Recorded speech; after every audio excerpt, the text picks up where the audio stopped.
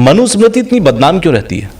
उसमें कहते हैं दलितों के ऊपर अत्याचार है, उसमें दलितों की सिर्फ सवर्णों की बात की गई है, दलितों को दबाया गया है, क्या ये सत्य है? ऐसा हमारे यहाँ इतिहास में ऐसा कोई प्रमाण नहीं मिलता कि किसी राजा ने मनुस्मृति को संविधान की तरह लागू किया हो। मनुस्मृति की कई ऐसी बातें हैं जिनको लेकर के समय समय पर उसकी आलोचना होती रही। बिल्कुल।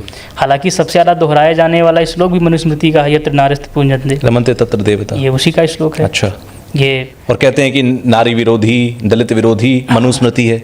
नहीं, दलित का तो खैर कॉन्सेप्ट ही हमारे यहाँ पहले था नहीं। अच्छा। दलित का कॉन्सेप्ट तो अंग्रेजों के समय में आया है। हमारे यहाँ दलित शब्द के पीछे कोई ऐसा कॉन्सेप्ट नहीं है। वो शायद वर्ण और धर्म के ऊपर बात उठती है। हमारे यहाँ देखिए, वेद का ज्ञान जो है जी, वो चातुर्वर्णिक है।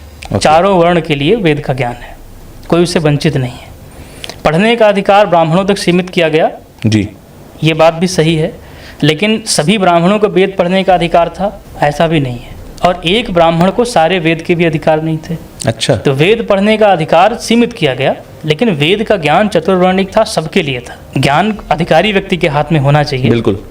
तो वो उसका अधिकार अर्जित करने की एक व्यवस्था थी। जो अधिकार अर्जित कर लेते थे वो पढ़ते थे। और ऐसा भी नहीं कि सारे ब्राह्मणों को अधिकार अर्जित था। ब्राह्मणों में बहुत से वर्ग थे जिनको वेद पढ़ने का अधिकार नहीं था।